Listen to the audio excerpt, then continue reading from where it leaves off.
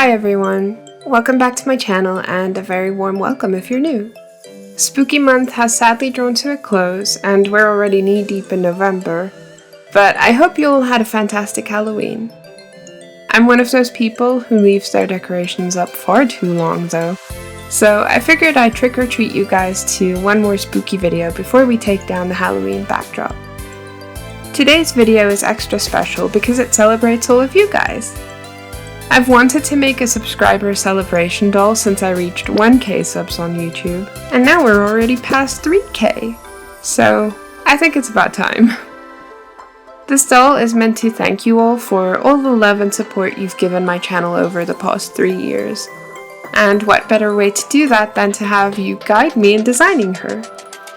I had you vote on every aspect of this custom, which stock box doll to use, whether or not I should use Avea's head for her horsey ears and sharper features, if you wanted something spooky or cute, whether I should keep the concept based in Scottish folklore, and which spooky mythical beasts we should make.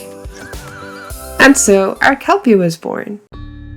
Kelpies are mythical creatures from Scottish and I think some Irish folklore. They are often described as dangerous shapeshifters who appear to human victims in the form of horses, to lure them to a watery grave beneath the lochs and rivers they inhabit, but they also sometimes appear in human form. With this in mind, I started working on her concept art. I knew I wanted to give her digitigrade horsey legs, but I didn't know what tail to give her, so I had you vote and you decided on the thicker eel-looking one. Next, I had you choose a color scheme. I was quite liking the second one at the time, but color scheme number 1 was most popular, and looking back now, I'm kind of glad. It's the closest to Lorna's original color, which means paint peeling won't be as noticeable. After that, I asked you to vote on whether she should have light or dark hair, and whether she should have hairy hooves. You chose the dark hair and smooth legs. The final round of voting was whether she should have a lily pad hat, and to my delight you voted yes on that one. I added a few details and shading, and here's our final concept art. With that done, let's get into the video. As with any doll custom, we need to start by prepping her. Lorna's hair is already cut short, and so is Avea's, so we can move along to separating the heads from the bodies. Since we'll be swapping heads, we need to remove both. To do this, I soak them head first in some freshly boiled water for a few minutes. This softens the vinyl so the heads are easier to remove. I protect my hand with a cloth while the head is still super hot, and start gently tugging on it. I like to get it over this first bump of the neck peg first, and then I use squishing to pry the vinyl over the side pegs. This is the best way I've found to remove heads without breaking anything. Once both heads are removed, I can put Lorna's face and Avea's body aside and focus on Avea's head. To remove the hair completely, you need a blunt tool like this cuticle pusher to scrape around on the inside of the scalp. This pulls the hair into the head. We can then use a tweezer to pull everything out. Doing this also gets rid of that gunky old glue that can seep through the hair or stain the face over time, so it's a good step to do even if you're not planning to reroot, especially on older dolls like these. Something I like to do just because it makes my job easier is to cut the neck peg shorter. I usually trim these side pegs so they're shorter and cut the main peg down to just above the side pegs. It won't affect how well her head is held onto the body, but it will make it easier to put the head back on later. Next, I take some 100% acetone and a cotton pad to wipe the factory face up from her face. If you press and hold it like this for a few seconds, you can get most of it off in one go, which is always very funny to me. All around me are familiar. After that, I use a baby wipe to remove any leftover acetone.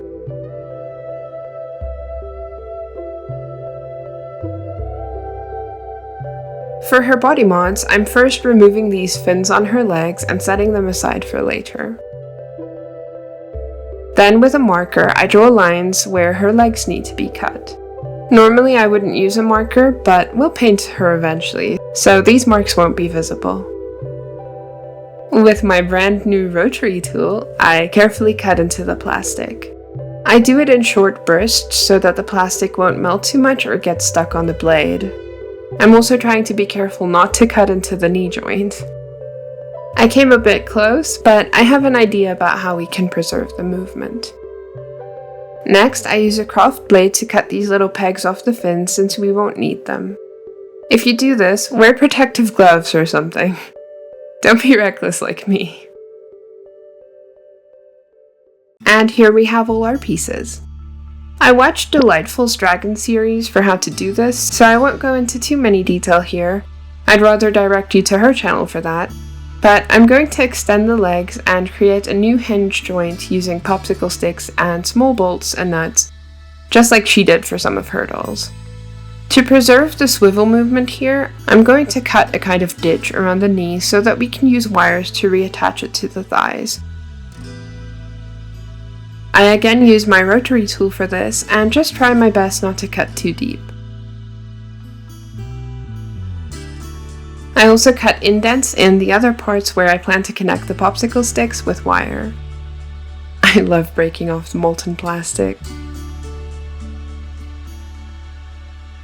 Then I choose which size and length of bolt I need and choose a drill of about the same thickness. Using my rotary tool again, I drill through the plastic. Now we can cut the popsicle sticks. I guesstimate how long I want them and mark the length with a pencil. Each lower leg is getting 2 of these and the upper legs get 1 so they can slot into each other. I also eyeball where the hole for the bolt needs to go and mark that with a pencil as well. To cut them, I just make a kind of pilot cut with my bigger craft knife and snap them along that line. I also cut shorter sticks and the rough edges get sanded with an emery board.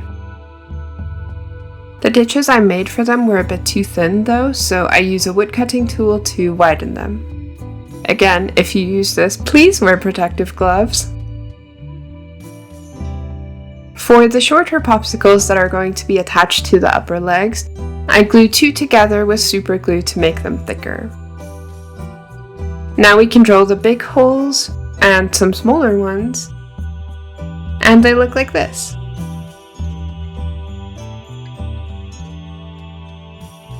I cut a thick but easy to bend wire in smaller bits, then use that to essentially sew the popsicles to the legs, and try to keep the wires as close to the leg as possible to reduce bulk. For the upper legs, I wrap the wire around that ditch I made above the knee, then run it through the holes in the thighs. I also make sure to position the knee in a more bent position than it was before. I'm hoping this will give our Kelpie the right posture. I curl up the leftover wire and fill that empty space with it. Now her calves can bend all the way back like this. Before I attach the upper popsicle sticks, I screw them to the lower ones. And I'm glad I did this because it turns out I needed longer bolts. There we go. After attaching everything with wire, she looks like this. I think it looks pretty cool already. To further protect that knee joint from accidentally getting glued or something, I take bits of tin foil and fill in the gaps. Next, I use hot glue to set things temporarily in place before I use putty to sculpt over it. In hindsight, I kinda wish I'd used a less bulky glue here, but c'est la vie. Live and learn, I guess. Once the glue is dry, I make sure the legs can still turn. I also use hot glue to cover the holes and set the wires in place on the lower parts of her legs. I attempted to cut off her toes with my little craft knife, but that didn't work. So I tried my bigger craft knife and it also didn't work. In the end, I used nail clippers. Anything can be a craft tool if you wanted to. The last things to attach before we can start sculpting are her leg fins. Because they're so small, I just used some hot glue again. I didn't want to add any more bulk to the legs by using wires as well. They're facing the wrong way for swimming, but hey, if Laguna can get away with it. She also needs a tail, so I bend a longer wire and twist the two halves together to form an armature. I also add some additional wires to thicken the bit that needs to fit into this hole she already has in her back. It's snug enough that it doesn't need to be glued, and keeping it removable like this will make it easier to store her eventually, so that's good. At this point I drew a pattern piece for her tail, but later I end up redrawing it to be more bendy. Onto the sculpting. This time I did protect my hands with some gloves, and take out my brand new tubs of epoxy sculpt. It works like any epoxy putty, where you mix equal parts of A and B together to create a super strong self-hardening clay. What makes epoxy sculpt nice though, compared to other putties I've used in the past, is it's really easy and non-messy to mix, and it's very soft to work with. It really just feels like modeling clay. From there I add epoxy to the legs and set the wires permanently in place. Careful not to cover the parts that still need to move later, like the joints and the bolts.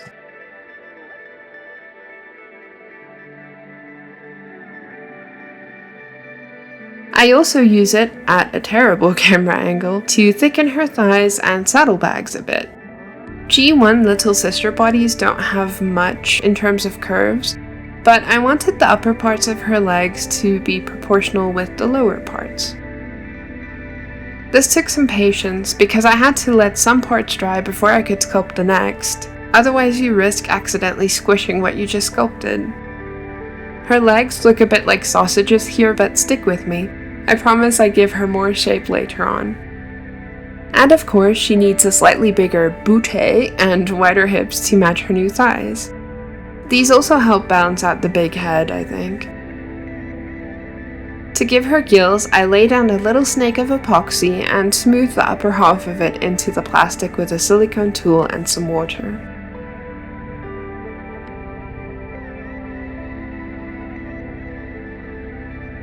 At the bottom of the gill, I make little indents like real fish gills have. I also gave her some neck gills, but these popped off at some point and I just forgot to add them again. I don't really mind though. It makes more sense for them to be on her torso where they're closer to her lungs, I think. I use a blob of epoxy to extend the knee a bit so it looks more like a bent knee, and cover all the glue in epoxy.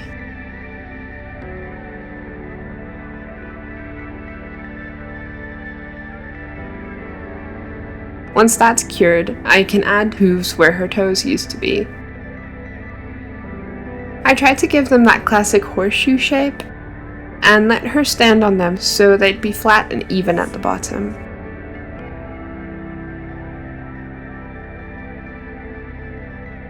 Now we can unscrew the legs for sanding.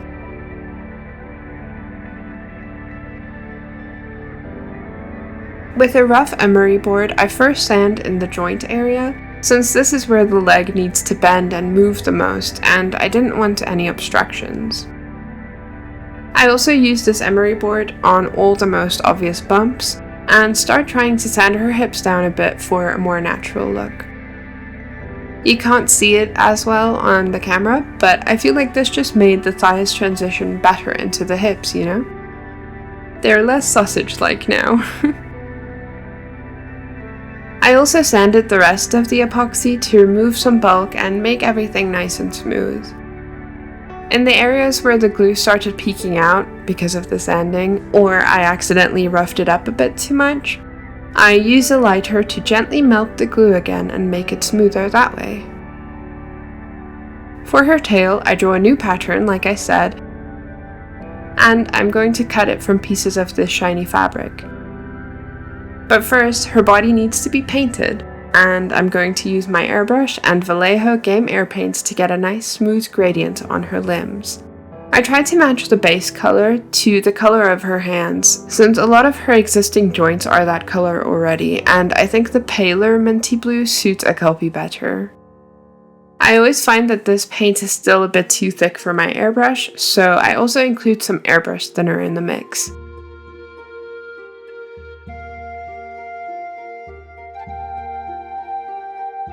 I also mixed a mid-tone and a darker green for the gradients.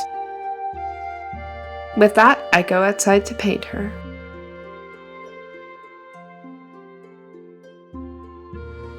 And this is how she came out. I really like it. In some areas my airbrush sputtered a little bit, but I felt like it suits her. I think it just gives her skin more texture, which I think a creature of the deep would have. But now, there are some details I want to add with my acrylic paint. So, I mix a light minty green color and use that to dry brush her torso to bring out these beautiful Celtic knots she has.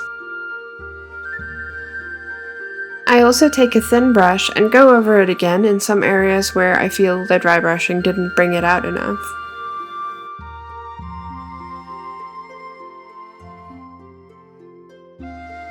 Next, I mix a lighter bluey green to emphasize the webbing between her fingers and the fins on her arms. I also use a variety of colors to emphasize the scales on her legs, and I extend the pattern into the areas I sculpted over to make the transition smoother. I think that looks better than the scales just ending abruptly.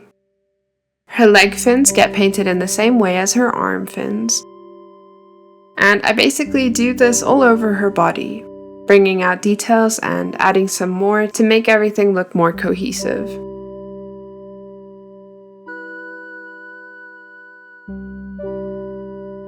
And finally, I paint the underside of her gills pink, just like they would be on a fish.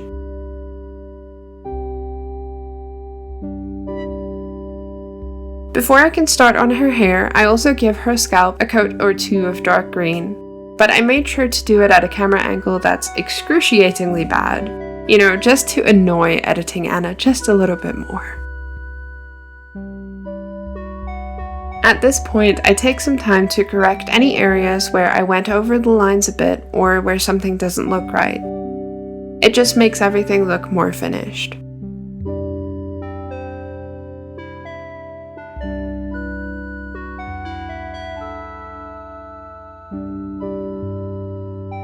I also painted her tail to match the colors of her body better, and I experimented by putting the airbrush paint in one of these spray bottles. The results weren't amazing because the paint sputtered a lot, so I wouldn't use this method if you want a very smooth finish. But for a Kelpie, I kind of like the spottiness of it, for the same reasons I didn't mind some spots on her body. Once it's completely dry, I cut and gather 2 strips of fabric, which I then pin to the tail. Make sure the 2 pattern pieces are right sides facing and the ruffle, which is going to be a fin, is facing inwards before sewing them together. After slipping the wire armature inside and stuffing it, it looks like this. These fins aren't the right colors though, so I used some watered down acrylic paint to change the colors a bit. Earlier, when I had my epoxy out, I covered the head in plastic wrap to protect it while I make her lily pad hat. I first inserted some pins, which will help keep the hat on her head later. I covered them in blobs of epoxy, then began sculpting. There's not much to it though, so it's quite a quick sculpt. Essentially, I just made 2 flat discs and placed them on the head, and made little splits and lines leading to the center of it so they look more like the plant.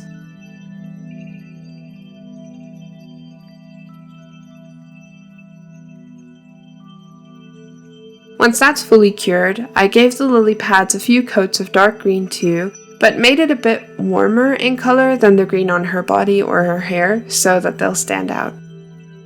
Once that's dry, the lily pads also get some dry brushing with a lighter green.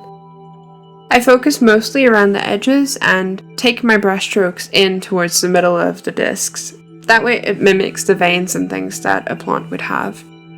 Wherever I feel like it's too much, I go back and use a darker green to add a bit more shadow and depth.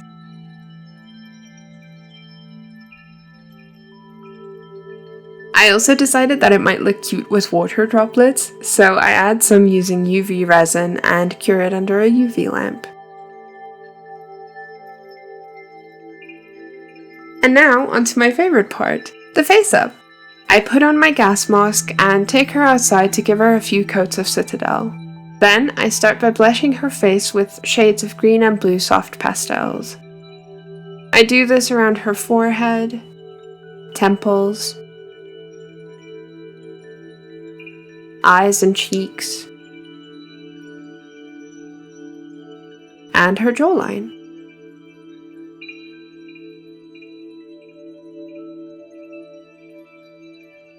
With a smaller brush and some blue, I add shading around her nose, the inner corners of her eyes,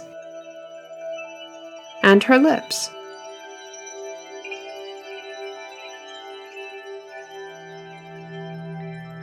Then I go in with some black.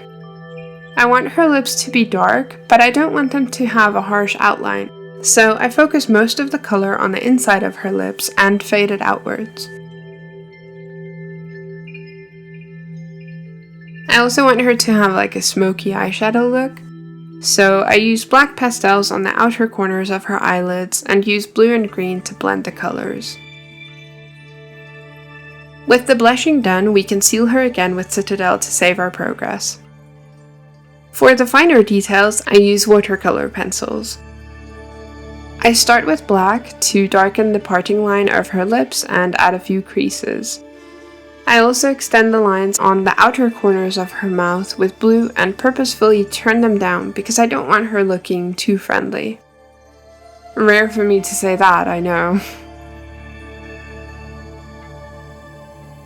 I use the same dark blue to draw the lines of her eyes. Since Avea has such a prominent face molding and I already like their shape, I just follow her existing eye sculpt for this one. I tried to add some highlights with a white pencil, but it just wasn't sticking. It was kind of cold and cloudy when I sealed her, so maybe the Citadel didn't play nice. Regardless, I continued to add some more color before taking her outside for another coat. At this point, I go in with black to darken her upper lash line. I won't give her any individual lashes because I want her to feel more fish-like than mammal and pretty much only have hair on her head, but I still add black because I like the way it frames the eyes and provides contrast. My white pencil stuck a bit better this time around, but not really enough to make a clear highlight, let alone fill in her eyes. It's okay though, because we can add that later. I wanted to give her little fangs like some Monster High girls have, so I draw little curved triangles on her upper lip and fill them in with white.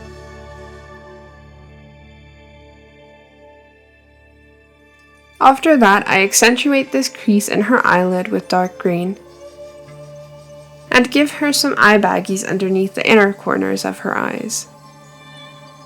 And just to help me remember where I want to put them, I map out the placement of her irises. After another spray of Citadel, she's ready for paint! With a very light mint green, I add the highlights to her nose and try to fade it nicely into her forehead. It just makes the face look so much more alive, doesn't it? I also add highlights to the inner corners of her eyes and her brow bone. Like the eyelashes, I'm not going to give her any eyebrows, so I'm kind of using this highlight as a replacement for them. And to help sell the illusion of a more frowny expression, I add highlights to the corners of her mouth above where I added pastels. When there's too much shadow here, it looks like the corners of the mouth are curling upward into a smile, so I'm going for the opposite effect. I brighten her tear ducts with that same color as well. Then, like I did with the pencil, I darken just her lip creases with black. I do the same with her lash lines, starting from the middle of the eye and moving outward in a sort of winged eyeliner look. I always find that black paint is darker than black pencil, so doing this really makes the eyes pop and look finished. With a slightly lighter bluish grey color, I paint her waterlines again. With that done, we can use white for her little teeth. I really like the addition of the fangs because I feel like they make her just a little bit derpy looking. I like to think that our Kelpie is spooky but perhaps a bit misunderstood. Like, perhaps she's not as evil as she may appear at first glance, you know? And finally, we can add the whites of her eyes. You can't really see it on camera, but this is actually a super light mint color. Her eyes are going to be a bit different from what I normally do, so I'm adding some shading in grey across the entire top edge of the sclera.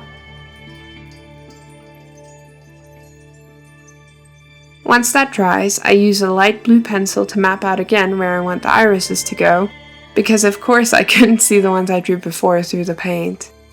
I want this guideline to be as light as possible, because I'm just going to give her the merest suggestion of irises and pupils. I want them to look kind of ghostly and white, so I'm using a light grey to paint them. I was going for the type of eyes that some deep sea fish have.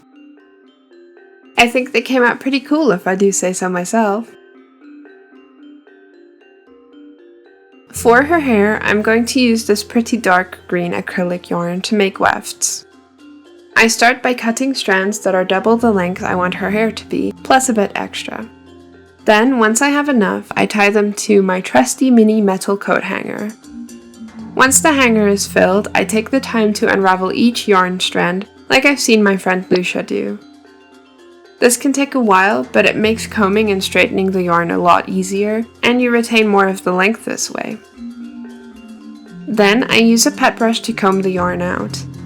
This separates the fibers even further and gives you the look of hair on a doll scale. You can save the fluff that comes off the brush and use it to stuff things, which is what I did for her tail actually. When it's all combed out, it's kind of frizzy like this. So, to make it smoother, I warm up my mini straightener and run it slowly over the fibers a few times. There we go, nice and smooth.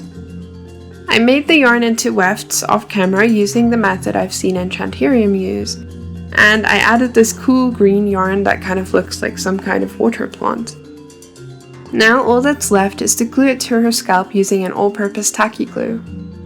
I tried to be careful about placing the wefts, because I don't want any glue getting on her face and lifting the paint that I already put there. When I reach the weft that needs to go under her ears, I glue it the other way around and use a heated butter knife to flip it over and flatten it. This gives it a nice neat edge. Now I can continue to add wefts to the top of her head and do her part in the same way, gluing them the wrong side around and flattening them with the heated butter knife. As a final touch, I cut the scraggly ends of her hair a bit shorter and trim some of the pieces closer to her face so that they can hang in her eyes like this.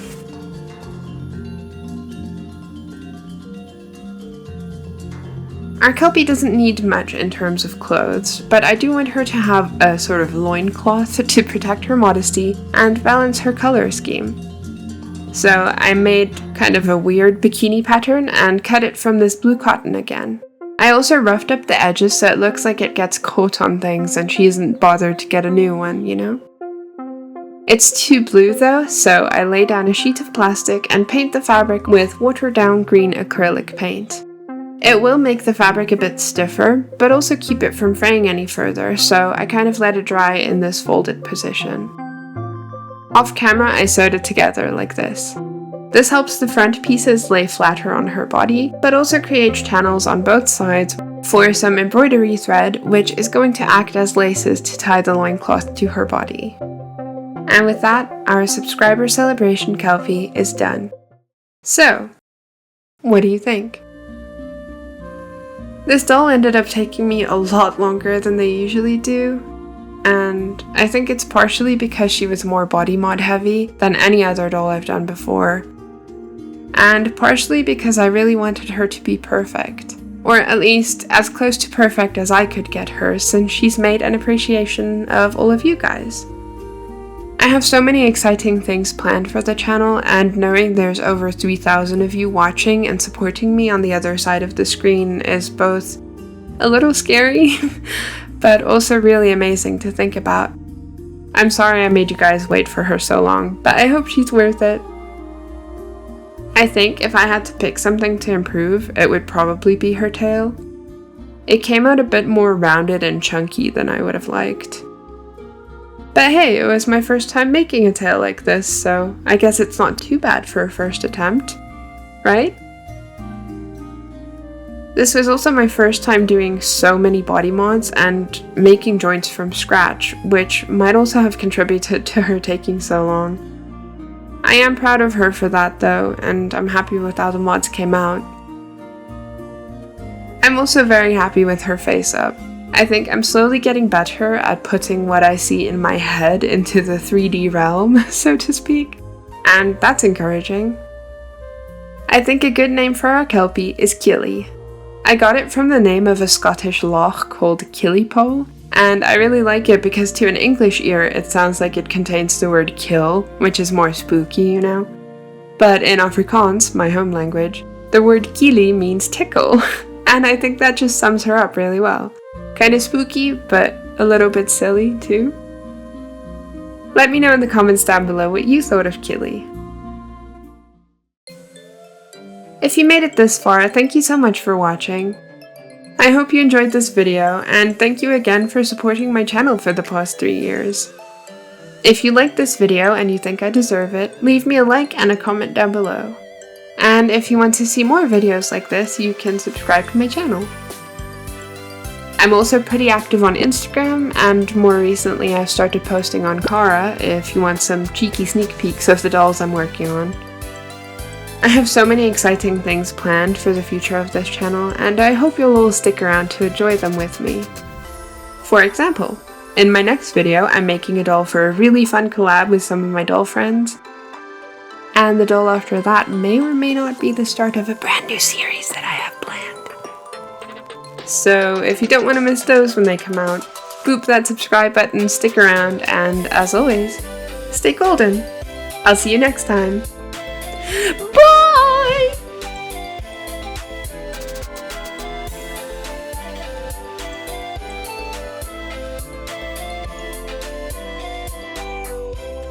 I can see it all, even if I couldn't, it all be great. Picture on my wall.